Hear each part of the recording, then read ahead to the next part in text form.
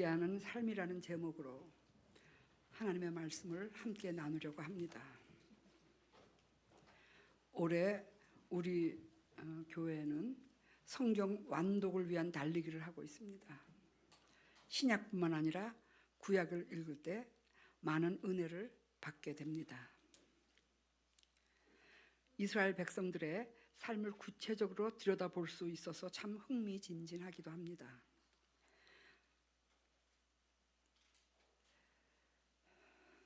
이스라엘 백성들의 흥망성쇠의 원인을 발견하면서 은혜를 많이 받게 되는 것입니다. 성경을 읽을 때 우리는 적어도 하나님의 말씀을 순종하는 삶을 살아야 한다. 이스라엘 백성들 같이 불순종해서 멸망은 받아서는 안 되겠다라는 판단이 딱 서게 됩니다. 우리가 성경을 읽게 될 때. 오늘 본문은 제목에서 알려주듯이 예레미야 선지자가 기록한 내용입니다. 예레미야는 선지자요 제사장의 신분을 지닌 사람입니다. 당시의 영적인 상황을 살펴본다면 다른 예언자들의 모습을 통해서 우리가 확인해 볼 수 있겠습니다. 예레미야서 6장 14절을 보면은 그들이 내 백성의 상처를 가볍게 여기면서 말하기를 평강하다 평강하다 하나 평강이 없도다. 이와 같이 거짓 예언자들은 하나님의 뜻을 선포하기보다는 정치인들에게 또는 종교 지도자들과 백성들에게 평강하다 평강하다라고 그들이 듣기 좋아하는 말로 거짓 예언을 했습니다. 우상숭배로 큰 죄를 짓던 북이스라엘은 남유대가 멸망을 당하기 136년 전에 이미 멸망을 당했습니다. 예레미야 선지자는 그 북이스라엘의 멸망 원인을 너무나도 잘 알고 있었습니다. 북이스라엘의 첫 왕이었던 여로보암이 북이스라엘의 백성들이 남유대에 있는 예루살렘 성전으로 가서 예배를 드리러 가는 그것을 막아보기 위해서 베델과 단이라는 두 지역에 금송아지를 만들어서 세우고 하나님 대신에 우상을 숭배하도록 강요했던 것입니다. 이 일이 북이스라엘과 그 왕들, 백성들에게 지속적으로 올무가 되어서 하나님의 진노에서 돌이킬 수 없었습니다. 하나님은 그럼에도 이들을 사랑하셔서 이 북이스라엘이 멸망당하지 않도록 많은 선지자들을 끊임없이 보내서 우상 숭배에서 돌아서라고 경고를 하고 또 경고를 했던 것입니다. 그러나 끝까지 불순종했던 북이스라엘은 아수르의 멸망을 당한 후에 역사의 뒤안길로 사라져 버렸습니다. 예레미야 선지자는 북이스라엘의 멸망이 남유대에게 반면교사가 되기를 간절히 원했습니다. 그들이 죄로부터 돌이켜서 북이스라엘과 같이 멸망당하지 않기를 간절히 바랬던 것입니다. 당시에 종교 지도자나 정치권의 사람들은 바벨론 대신에 애굽과 이미 평화 조약을 맺었고 애굽을 의지하고 있었던 상황이었습니다.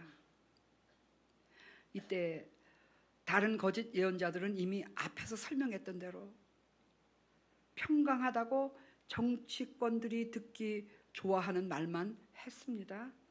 그러나 예레미야 선지자는 남유대의 멸망과 심판이 하나님의 뜻이라고 담대하게 선포했던 것입니다.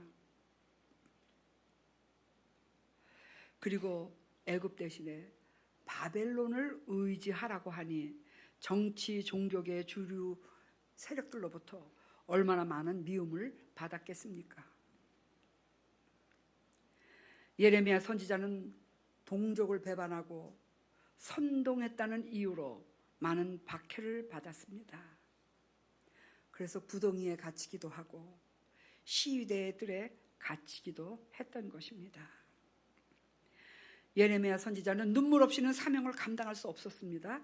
그래서 우리는 예레미야 선지자를 눈물의 선지자라고 부르고 있는 것입니다. 그럼에도 불구하고 그 예레미야 선지자는 현실과 타협하지 않았는데 그 이유는 남유대 백성들을 향하신 하나님의 심판이 너무나 분명하고 확실했기 때문이었습니다.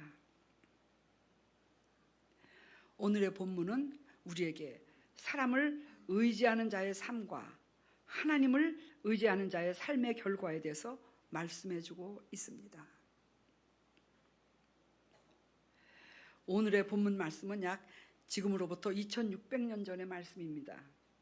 그럼에도 불구하고 이 말씀을 지금 우리가 읽을 수 있다는 것은 엄청난 복을 받은 것입니다. 당시에는 예레미야 선지자를 통해서 선포된 그 예언의 말씀이 역사 속에서 어떻게 성취되었는지 확인할 수 없었습니다. 남유대가 멸망당할 것이라고 외쳤던 그 말씀만을 들어야 했던 그 상황에서는 그 결과를 확인할 수가 없었겠죠. 그러나 2600년이 지난 지금 우리는 당시에 예언된 말씀이 역사 속에서 성취된 것을 확인할 수 있는 후시대에 살아가고 있는 것입니다. 이것이 얼마나 큰 축복인지 모릅니다. 과연 하나님의 말씀은 살아계신 하나님의 말씀이구나, 그렇게 확신할 수 있는 대목이 되는 것입니다. 그렇기 때문에 우리에게 주신 하나님의 말씀인 이 성경이, 우리에게 주신 이 성경이 얼마나 귀중한 책인지 잘 알 수 있습니다. 예레미야서는 남유대 백성들의 죄에 대해서 아주 구체적으로 지적하고 있습니다. 그러나 이는 당시의 사람들에게만 지어졌던 말씀이 아닙니다. 시대와 역사를 뛰어넘어서 오늘을 사는 우리에게까지도 해당되는 역동적으로 살아있는 말씀이라는 것입니다. 당시에 많은 죄를 짓던 그들의 마음이 얼마나 강팍했었는지 살펴봅시다. 예레미야서 17장 1절의 말씀입니다. 우리 함께 읽겠습니다. 시작. 유다의 죄는 금강석 끝 철필로 기록되되 그들의 마음판과 그들의 제단불에 새겨졌거늘. 표현된 내용을 볼 수 있습니다. 그렇다면 유다의 죄는 과연 어떤 것들일까요? 말씀을 또 봅시다. 예레미야서 17장 2절입니다. 시작. 그들의 자녀가 높은 언덕 위 푸른 나무 곁에 있는 그 제단들과 아세라들을 생각하도다. 우상 숭배를 하는 죄라는 것입니다. 지금도 우리 예수를 믿는 사람들이 점쟁이를 찾아가면서 이런 우상 숭배들을 하고 있습니다. 제가 불과 한두 주 전에 기사에서 읽은 겁니다. 저는 그 사람이 누군지 잘 모르는데 개그우먼이래, 한국에서요. 그런데 신내림을 받고 무당이 되었다고 합니다. 근데 그 여자가 뭐라고 얘기하냐면 자기의 많은 고객들의 대부분이 불교 신자인 줄 알 거래요. 그런데 실은 기독교 신자가 제일 많이 옵니다. 그 얘기를 하더라고요. 충격을 받았습니다. 혹시 여러분들 신문을 보다가 오늘의 운세 같은 것도 봅니까? 예수 믿는 사람들은 그런 거에 좌지우지되면 안 됩니다. 우리 하나님이 얼마나 자존심이 상하시겠어요. 그렇죠? 우리 또 예레미야 17장 5절을 또 봅시다. 같이 합시다. 시작. 여호와께서 이와 같이 말씀하시니라. 무릇 사람을 믿으며 육신으로 그의 힘을 삼고 마음이 여호와께서 떠난 그 사람은 저주를 받을 것이다. 육신으로 힘을 삼은 죄입니다. 물질과 건강과 내가 행사할 수 있는 영향력을 의지하면서 하나님을 의지하지 않았다는 것입니다. 우리 또 예레미야 17장 11절을 또 함께 보겠습니다. 시작. 불의로 치부하는 자는 자고새가 낳지 아니한 알을 부문 같아서 그의 중년에 그것이 떠나겠고 마침내 어리석은 자가 되리라. 자고새라는 거는요, 새 한 종류인데 알을 많이 품는 새라고 합니다. 근데 그 새의 특징은 다른 새의 알을 훔쳐다가 품는 습성이 있는 새라고 합니다. 마치 자고새와 같이 부정하게 남의 재물을 축적한 죄를 이야기하고 있습니다. 하나님의 사람들은 정직한 삶을 살아야 한다는 것입니다. 이러한 죄들이 아주 강하고 단단한 금강석 철필, 다이아몬드가 굉장히 강하다 그러잖아요. 그 철필로 마음판과 제단불에 지워지지 않도록 영구적으로 새겨졌다는 의미입니다. 이게 얼마나 안타까운 말씀인지 모릅니다. 우리의 마음판에 하나님의 말씀이 그렇게 잘 적혀 있어야 되는 겁니다. 근데 이 이스라엘 백성들, 남유대 백성들은 그렇게 하지 않았다는 겁니다. 그래서 이러한 죄들 속에 살아가는 남유대 백성들이 받을 저주에 대해서 오늘 본문 6절에는 다음과 같이 기록하고 있습니다. 우리 17장 6절 다시 한번 또 읽어보겠습니다. 시작. 그는 사막의 떨기나무 같아서 좋은 일이 오는 것을 보지 못하고 광야 건조한 곳 건건한 땅 사람이 살지 않는 땅에 살리라. 하나님을 의지하지 않는 사람이 받을 저주의 내용들입니다. 거칠고 메마른 사막 가운데서 뜨거운 바람 따라 정처 없이 이리저리로 굴러다니는 마른 풀과 같은 삶의 소유자가 될 것이라는 내용입니다. 반면 하나님을 의지하는 사람들은 어떠한 사람들입니까? 첫 번째, 하나님의 말씀을 기준으로 살아가는 사람들입니다. 이스라엘 백성들은 하나님의 선밀이라는 정체성이 있었습니다. 특별히 그들에게는 하나님의 말씀이 주어진 민족이었습니다. 하나님의 말씀이 하나님과의 관계에서 기준이 되는 민족이었습니다. 그러나 그들은 하나님의 말씀을 외면하고 집어 던져버렸습니다. 그 결과 하나님의 말씀이 우리와 같은 이방 민족들에게로 뻗어나가게 되었던 것입니다. 그것은 그저 그때에 처한 상황의 결과가 아니고 하나님의 지혜 가운데서 우리 인류 구원에 대한 원대한 계획 속에서 예수 그리스도를 이 세상에 보내주심으로 이루어진 결과인 것입니다. 이와 마찬가지로 그리스도인이라 하면 예수님을 믿는 사람들이라는 정체성이 있어야 합니다. 당시에 하나님을 의지하는 삶을 살아간다는 것은 먼저 선민인 이스라엘 백성들이 되어져야 한다는 것입니다. 할례를 받아야 되는 것입니다. 오늘날 하나님을 의지하는 삶을 살아가는 것은 반드시 예수를 믿는 사람이어야 한다는 전제 조건이 필요한 것입니다. 이 사실이 너무 중요하기에 저는 이 시간 그리스도인의 구원에 대해 잠시 말씀을 나누려고 합니다. 지금 이곳에서 예배를 드리는 많은 분들은 이미 예수님을 구원의 주로 만난 분들일 것입니다. 그러나 어떤 분들은 예수님을 사랑하지만 예수님을 만나보고 싶지만 아직 구원에 대한 확신이 없는 사람들도 있을 것입니다. 저는 하나님을 의지하는 삶 가운데서 가장 전제 조건이 되는 그 기본적인 부분, 오늘 확실히 짚고 넘어감으로써 담대하게 하나님의 능력을 의지하고 살아가는 우리 모든 성도들이 되기를 간절히 소원합니다. 잘 알다시피 아담과 하와의 불순종 때문에 이 세상에 죄가 들어왔습니다. 우리 하나님의 말씀 히브리서 9장 22절을 함께 읽겠습니다. 시작. 율법을 따라 거의 모든 물건이 피로써 정결하게 되나니 피 흘림이 없은즉 사함이 없느니라. 죄 사함에는 피 흘림이 있어야 하기 때문에 구약 시대에는 동물의 희생 제사에서 흘린 피를 통해서 이스라엘 백성들의 죄를 용서해 주셨습니다. 그러나 이 용서는 이대성이요, 이스라엘 백성에게만 국한되는 불완전한 것이었습니다. 이 구약 제사는 전 세계 백성들을 구원하시려는 하나님의 원대한 계획에 대한 그림자에 불과했던 것입니다.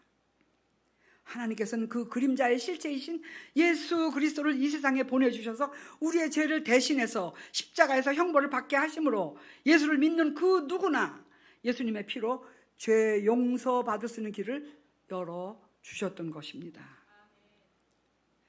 우리는 기도를 통해서 예수님을 나의 마음속으로 초대할 수 있습니다. 이것은 대단히 중요한 일입니다.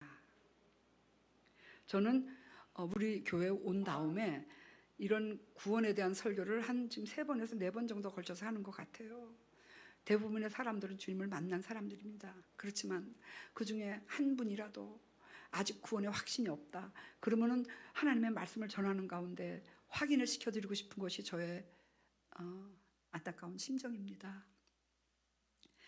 이미 예수님을 마음속에 모신 사람들은 이 기도를 할 때에 마음속으로 다른 분들을 위해서 기도해 주시기 바랍니다. 잠시 기도를 하겠는데 마음속으로 저의 기도를 본인이 하나님께 드리는 기도와 같이 속으로 따라해 주시기 바랍니다. 굉장히 중요한 시간입니다. 우리가 예수님 다 이미 구원받은 사람들인데 이런 확신 가운데 거하지 못하기 때문에 불안할 수 있어요. 이런 분들에게 좋은 기회가 되길 바랍니다. 같이 기도합시다. 하나님, 저는 예수님께서 저의 죄를 용서해 주시기 위해서 십자가에서 대신 형벌을 받으시고 죽으셨다가 사흘 만에 부활하신 것을 믿습니다.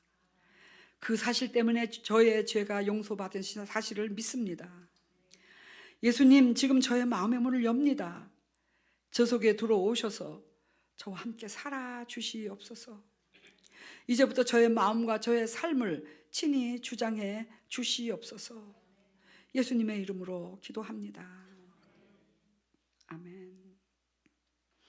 이 사실을 믿는 사람마다 죄 용서를 받고 하나님의 자녀가 되어서 영원한 생명을 소유해서 천국 갈 수 있는 특권을 누리게 되는 것입니다. 여러분, 영원한 생명은 우리가 죽은 후부터 시작일까요? 언제부터 시작되는 걸까요? 영원한 생명이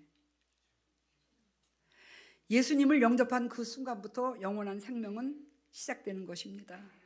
주님을 영접했기 때문에, 주님 때문에 우리의 죄가 용서받아서 하나님의 자녀가 되었기 때문에 하나님께서 하나님의 자녀에게, 백성들에게 허락하신 영원한 생명을 우리에게 선물로 주셨고, 그 생명을 소유한 자마다 예수 그리스도의 이름 때문에 천국에 들어갈 수 있는 자격을 갖게 되는 것입니다. 우리 대단한 신분들의 존재들입니다. 기독교는 하나님의 말씀이 기준이 되는 곳입니다. 이런 하나님의 말씀이 없다면은 그냥 와가지고 우리가 정성하고 치성만 드리면 됩니다. 근데 그게 아니에요. 하나님은 우리에게 말씀을 주신 이유가 그 기준을 따라서 바르게 살아라. 제가 여기 애플워치를 얼마 전에 샀는데 꽤 귀찮아요. 조금 있다 보면 야 빨리 일어나 너 너무 안 움직여. 또 이렇게 또 조금 있으면 탁탁탁 여기서 소리가 나요. 너 빨리 자야 돼. 왜 이렇게 컨센트레이트 안 하니? 막 이런 게 막 나와요. 귀찮아요. 그런데 이것도 사실은 그대로 따르면 좋은 거죠. 하나님께서 우리에게 주신 말씀들은 우리를 살리기 위한 생명의 말씀들입니다. 그것은 귀찮아하면 안 되는 말씀입니다. 우리를 살리는 말씀입니다. 그렇기 때문에 기독교에는 하나님의 말씀이라는 기준이 있습니다. 그래서 우리 목사님이 성경 그렇게 읽으라 그러는 거예요. 성경 읽다 보면 이해 못하는 데 많아요. 성경 읽다가 이건 뭐야? 그러면 집어 던지는데 집어 던지지 마세요. 어떤 분이 그걸 설명하는데 참 제가 이해를 좀 재밌게 했는데, 생선을 먹을 때 가시부터 먹냐는 거예요. 살부터 발라먹지. 그리고 가시가 있으면 그냥 넘어가라는 거예요. 마찬가지로 성경을 읽다가 누가 누굴 낳고 누가 누굴 낳고 넘어가세요. 졸리고 그것 때문에 덮을 뻔하면은. 그러면서 자꾸 나가다 보면 어떤 부분에서는 굉장히 내 마음을 이렇게 뜨겁게 하는 말씀들을 만나게 됩니다. 이 말씀이 우리에게 은혜로 부딪히게 될 때 그 말씀들이 우리에게 하나님의 기준이 되는 그런 말씀이 되는 것입니다. 그리스도인은 내 생각, 내 소견, 내 방법대로 살아가는 사람들이 결코 아닙니다. 우리는 사람을 믿으며 육신의 힘을 의지하고 사는 사람들이 아닌 것입니다. 하나님의 말씀을 기준으로 살아가는 사람들입니다. 구원을 얻는데도 이렇듯 하나님의 말씀이 기준이 되어야 천국을 갈 수 있는 것과 같이 비로소 구원을 얻은 사람만이 하나님을 의지하는 삶을 살아갈 수 있는 자격이 주어지는 것입니다. 두 번째, 하나님을 의지하는 삶이란 기도를 통해 하나님을 만나는 삶입니다. 기도는 그리스도인들에게는 큰 부분을 차지합니다. 기도는 영혼의 호흡이요 하나님과 소통하는 길입니다.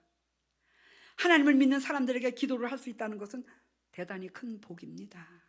왜냐하면 우리가 드리는 기도의 대상이 살아계신 능력의 하나님이시기 때문입니다. 아멘. 저는 엄마가 늘 기도하는 가정에서 태어났고 성장을 했습니다. 엄마는 언제나 하나님만을 의지했던 분이었습니다. 혹시 가정에 무슨 일이라도 있으면 엄마는 먼저 하나님 앞에 무릎을 꿇고 기도했습니다. 저는 엄마의 기도를 통해서 수도 없이 많은 문제들이 해결되어지는 것들을 목도하면서 성장했습니다. 제가 어렸을 때였습니다.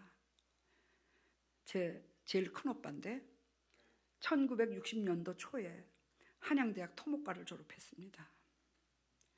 취직을 하기 위해서 많은 곳에 이력서를 내었지만 당시에 한국이 아직 산업화가 일어나기 전이어서 직장을 구하는 것이 하늘의 별 따기 같이 어려웠습니다. 그때도 엄마는 오빠의 취업을 위해서 기도를 했습니다. 그때 엄마가 오빠한테 하는 소리를 제가 옆에서 들었던 기억이 납니다. 진모야, 하나님께서 기도 가운데 환상을 보여주셨어. 문이 3개가 있는데 앞에 2문은 닫혀 있고 제일 마지막 3번째 문이 열려 있더구나. 지금 취직 안 된다고 너무 실망하지 말아라.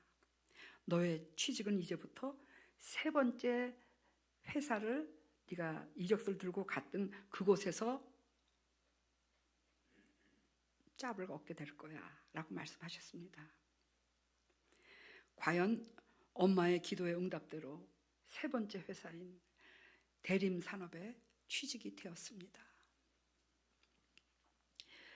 예레미야서 29장 12절에서 13절에 보면은 너희는 내게 부르짖으라. 와서 내게 기도하면 내가 너희를 들을 것이요 너희가 진심으로 나를 찾고 찾으면 나를 만나리라. 제 딸이 뇌 수술을 했잖아요. 근데 여러분들이 제가 이제 여기서 예배를 같이 드리는데 목사님하고 같이 기도해 주시는데 얼마나 가슴이 뭉클하고 감사하든지. 물론 저도 하나님을 의지하면서 모든 수술과 회복 과정을 부탁을 드렸지만은 의지했지만은 여러분들이 사랑으로 한 마음이 되어서 기도해 주신다는 그것을 내가 확인하고 알지만은 가슴이 너무 뭉클했습니다. 근데 그냥 여러분들의 그 사랑이 숭고해서 뭉클해졌다고까지는 생각하지 않습니다. 너무 감사하지만 진짜 뭉클했던 것은 그 기도를 하나님께서 받으시고 역사해 주실 것이라는 사실 때문에 그런 것입니다. 그러니까 그렇게 여러분들이 드리는 그 기도가 하나님께 드린다는 그것을 제가 알기 때문에 바로 그것이 하나님을 의지하는 것입니다. 전 교인이 저희 딸을 위해서 수술이 잘 되고 잘 회복되게 해달라고 기도한 것만큼 안심되는 일이 어디 있습니까? 결과 그 제4신경이 건드려지면은 시신경이기 때문에 이제 시력과 관련이 있어서 신경을 많이 썼잖아요. 근데 MRI를 2번 찍었을 때 그게 확인이 안 돼서 굉장히 걱정을 많이 했고 여러분들도 그걸 위해서 기도 많이 해주셨잖아요.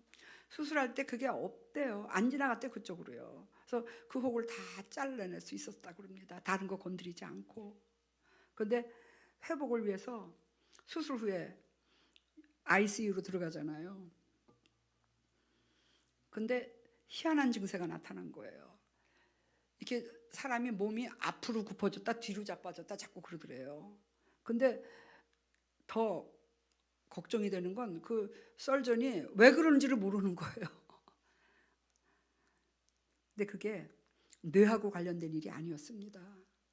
이게 뇌 수술을 할 때 이게 머리를 이렇게 고정하고 뭐 기구에 이렇게 딱 놓고 고정을 하는가 봐요. 근데 그것에 5시간 이상을 이제 하고 있으니까 이게 근육에 경련이 일어나가지고 그랬던 거예요.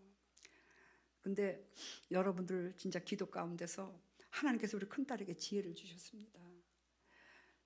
거기 ICU의 간호원들이 왜 몰라요? 우리 딸이 수술했던 병원이 월터 리드라고 그 군인 병원이고 저기 대통령이 다니는 아주 좋은 병원이에요. 그리고 설전도 너무 훌륭한 사람이, 실력 있는 사람이 했어요. 그러니까 그 정도의 병원이면은 그 ICU에도 간호원들이 실력 있는 사람들이잖아요. 근데 어떻게 케어할 줄을 모르는 거예요. 근데 우리 딸이 딱 생각에 어깨를 딱 만져보니까 어깨가 돌덩이 같이 딱딱하더래요.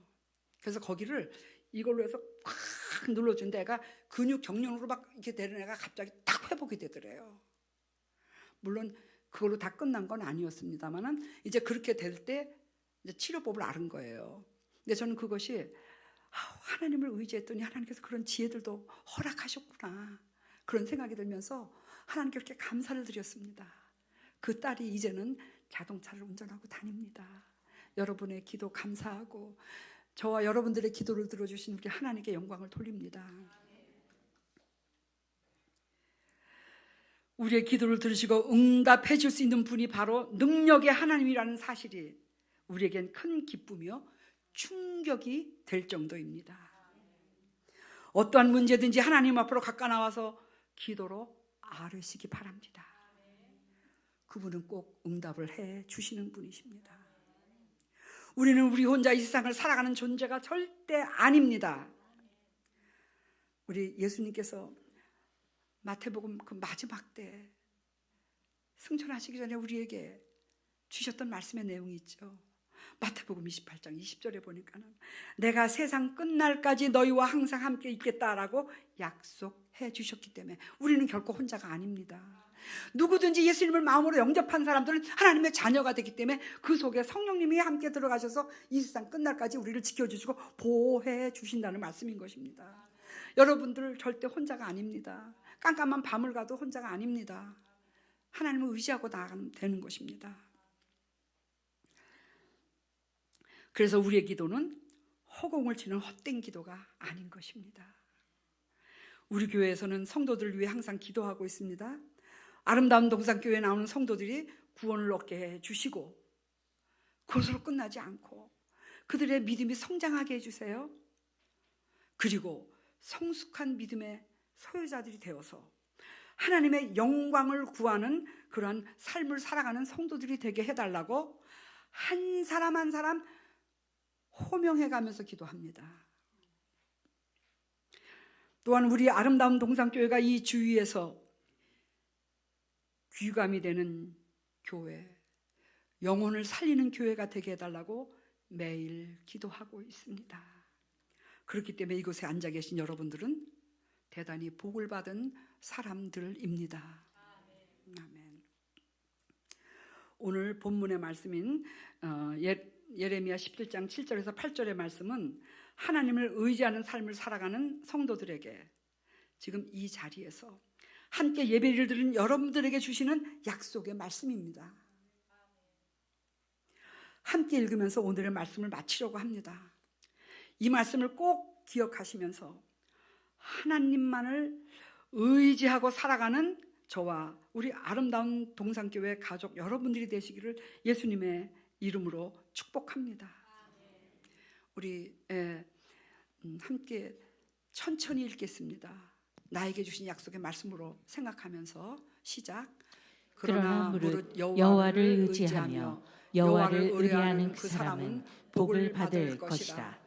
그는 물가에 심어진 나무가 그 뿌리를 강변에 뻗치고 더위가 올지라도 두려워하지 아니하며 그 잎이 청정하며 가무는 해에도 걱정이 없고 결실이 그치지 아니함 같으리라. 아멘. 기도하겠습니다.